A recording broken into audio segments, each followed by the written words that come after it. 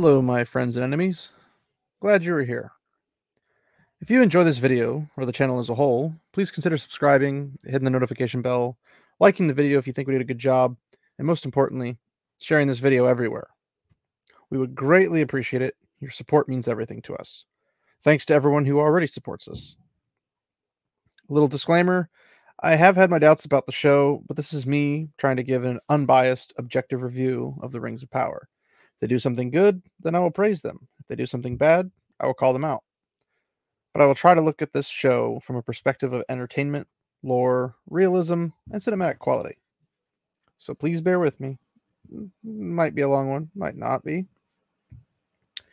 Oh, and it's going to be pretty spoiler heavy, so if you want to watch the show without knowing anything, you might want to skip this one. That being said, feel free to come back after you've seen the episode. So to start out, Galadriel wakes up after being blasted, and I mean absolutely blasted by the effects of an erupting volcano. She is alive, while mostly everyone else is not. Even though they should all be dead, considering their proximity. Because reasons, of course. It's not like the ash would have killed her from inhalation or anything. Oh no, Theo survived. I'm guessing his nearly dead mother also just manages to survive too. Can't catch a break. The Numenorean lieutenant is stuck under a roof that collapsed, and Isildur is trying to get him out, but can't. So of course Tarmiriel comes over and the roof lifts. This woman who has never lifted a thing in her life, nor exercised a muscle in her body, is now the difference in lifting a roof off of a soldier. You've got to be kidding me. After the lieutenant gets out, the body of their other buddy rolls over with dead eyes. Should have stayed at home, kid. That way you would die from drowning instead.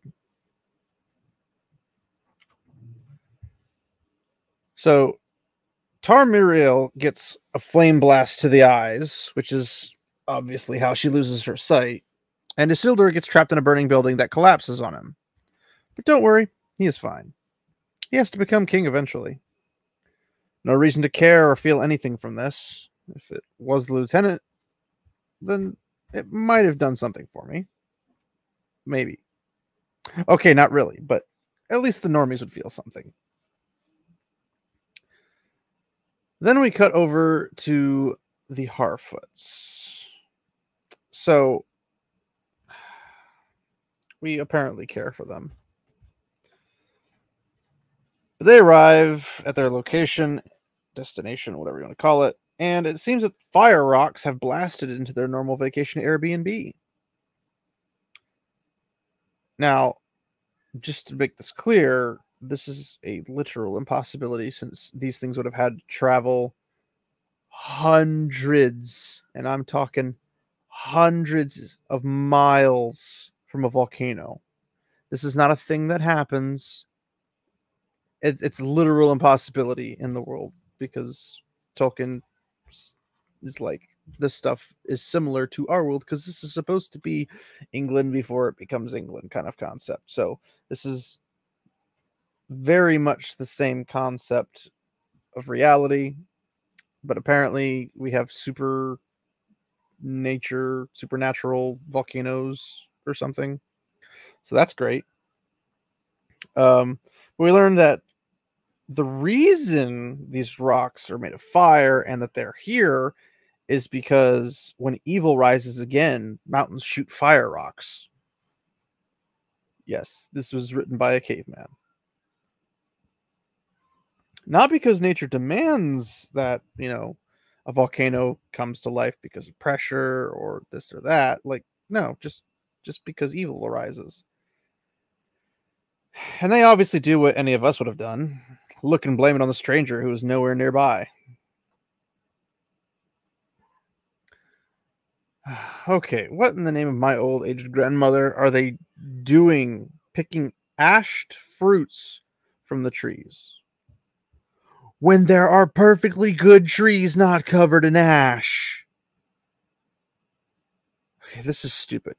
They ask the stranger to fix the trees. So he mutters, and the tree cracks, and the kid walks underneath it. And a limb breaks off, and Nori tackles the kid, and the branch falls down. Why did Nori tackle her kid sibling to the ground instead of, I don't know, shoving him out of the way or grabbing and running out? Like, why? It's this false drama that they try to create. It's so annoying. But then they all look at the stranger like it's his fault. They're standing right next to him and they are blameless. Like, you can't control your kids. You can't stand, 50 or 100 feet away. Like, a normal person, when they see a building looking like it's demolition's about to go off, like, you can't do any of that. Right. I mean, I know Harfoots are stupid, but this is a whole new level. So now the pacing is awful since we switch and switch and switch some more. Elrond is meeting the king of Khazad-dûm.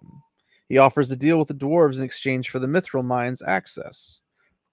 The king wishes to speak with Durin alone, and he says that the end of the elves was prophesied long ago by older and wiser minds, which I have no idea what he's talking about, since nothing happened to the elves until they went west back to Valinor at the end of the Third Age, but okay. But the answer is no, and Disa is furious, but Durin is unsure what to do. Elrond stops by to find out what the king said, and just luck tells him it didn't go well. So they say their farewells, and Elrond gives the mithril piece back to Durin. Durin tears up, Elrond leaves. Very dramatic.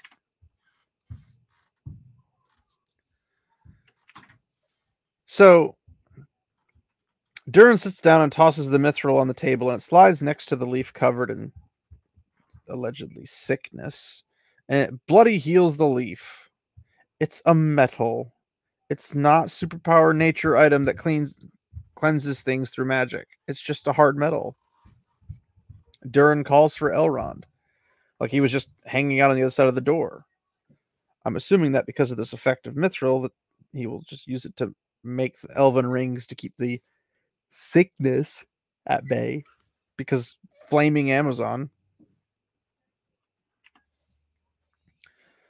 The first look at the single mountain of Mount Doom in this episode, still erupting. It isn't a group of mountains that push into massive volcano, just a single CGI'd mountain. No effort. Theo and Galadriel are spying on some orcs who are wandering around, and Theo asks why they did this. And Galadriel just knows. Theo says to take it back from them, but she says they don't have the supplies, position, nor the reinforcements. You don't say. You took 300 soldiers instead of the tens of thousands of soldiers of the Numenorean army, and you wonder why you are useless. Elendil wants to know where Isildur is. Lieutenant presumably tells him.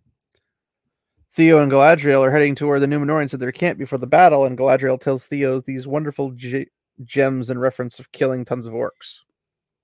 And I quote, "I would not use such words. It darkens the heart to call dark deeds good. It gives place for evil to thrive inside us." Okay, first off, it's not dark deeds to wipe out evil beings. Like, how do you even come to that conclusion? Orcs are completely and fully evil. Wiping out evil is not evil.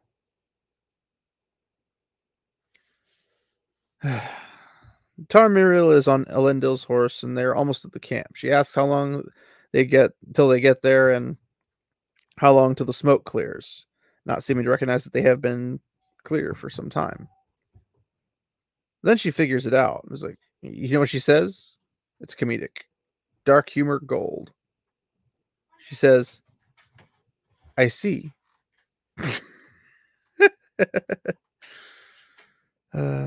Sadok tells the stranger of a nearby human settlement and gives him the page with stars on it. The stranger starts heading for the settlements, and we see life spring from the cracked trees. Sorry, folks, not Sauron.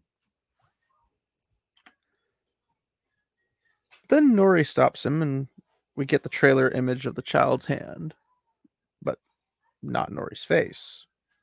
Obviously a body swap, but it doesn't look like her hand anyways.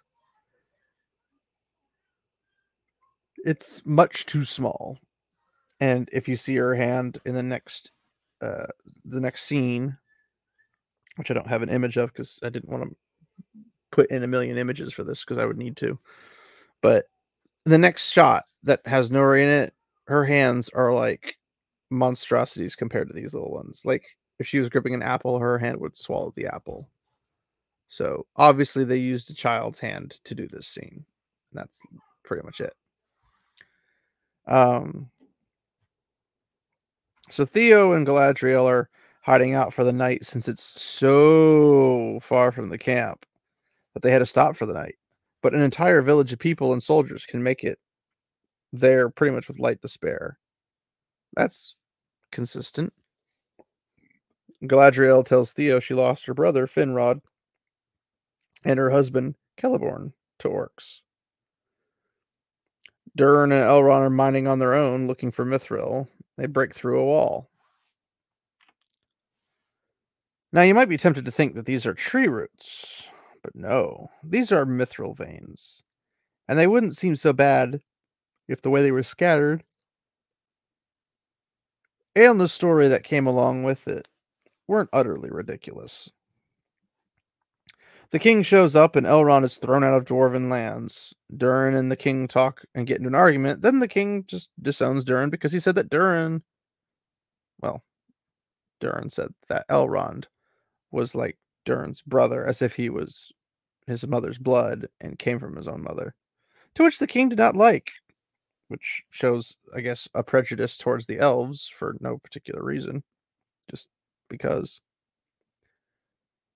But then Durin said his father was a disgrace to the crown, and the king tore off his quote-unquote crown prince plate and tossed it to the ground. At the Harfoots camp, they find the trees are in bloom and the tree is heavily fertilized, pretty much through magic, and there's plenty of food. They pick so much food. They literally will not eat it before it rots, and they just keep picking it. They have maybe 50 Harfoots in their tiny community, and they gathered food as if they had 20,000. Poppy sings as usual until she spots a big folk footprint, so she drops her bucket and flees. Feminine picks up the bucket, and all the female wannabe Amazons are just there for no reason.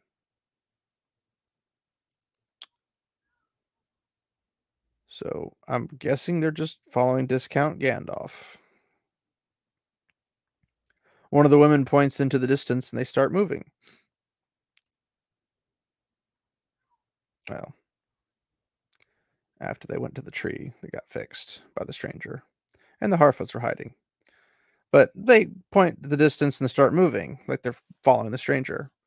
And Nori stops them and points at another location, but the women have vanished like smoke.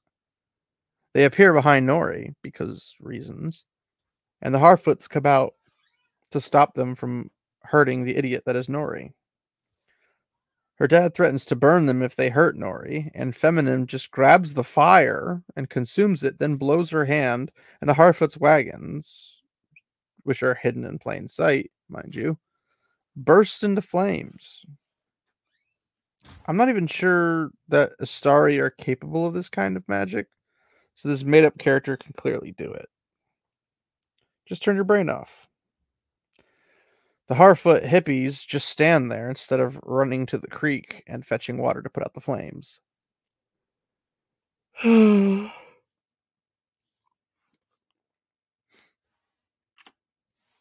Darn. Bronwyn survived.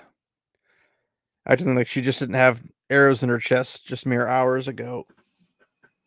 And Arondir is there too. Can't catch a break. Then Galadriel shows up and asks if the queen's there. Nope, she is definitely not blind. She sees perfectly clear through the blindfold. Elendil shows up with dirty armor, even though the rest of the camp's armor is already clean. He sees Galadriel, and you can feel the hate writhing from him because of his son. So Galadriel apologizes, and Tarmiriel says to save the pity for their enemies, and then swears that Numenor will return to fight once again. How? Like, your entire force was decimated by a volcano, with the exception of a few troops. Is Numenor going to show up with 100 troops next time? Ooh, scary. Elendil is utterly shocked and stumbles away. Nori's dad gives a speech about recovering from the disaster that was feminine. Nori decides she's going to warn the stranger. Poppy is going with, and then Nori's mom, and then even Sadog gets thrown into it. Like, how are Harfoots with lesser speed, I guess, at traveling gonna find the stranger, even if they go straight to the village? How are they gonna find him before the people who leave before them? I don't get it. So Halbrand got the rough end of the stick. Not looking so good. Oh, don't worry. Looks can be deceiving. Halbrand and Galadriel head out of the camp at a full gallop, because with his wounds, not is that only totally doable. No, I'm not being snarky. Of course not. Why would I be? This is obviously completely normal behavior of a severely wounded, bedridden man. The writers told me so. Error. Error. Writer commands not found. Please advise. Error. Error. Oof. Anyway.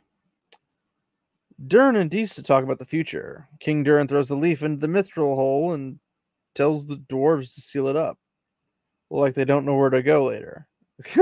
The leaf floats in an incredibly stupid and impossible way all the way to the lower areas. Right at the foot of... No, no, no, no, no, no, no! Why? Why did you put literal wings on the Balrog? They don't have literal wings. Does no one understand language anymore? Shadows like wings means that it is as if they had wings, but were only shadows surrounding them. I was already angry about this when Peter Jackson made the films, and I'm still mad now. The Balrog is just sitting on a flat surface wrapped up by his wings, and when the leaf lands, it burns up, and the Balrog wakes up because of a leaf. He isn't supposed to wake up until the third age.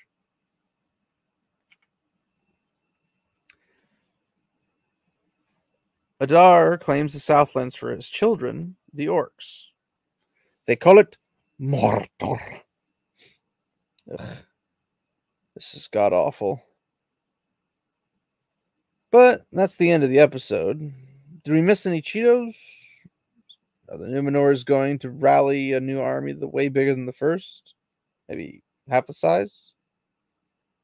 Let us know down in the comments. And thanks for sticking around. Remember to like, subscribe, hit the notification bell, but most importantly, please share this video with everyone, everywhere. Thank you for your support. Walk in the light, my friends.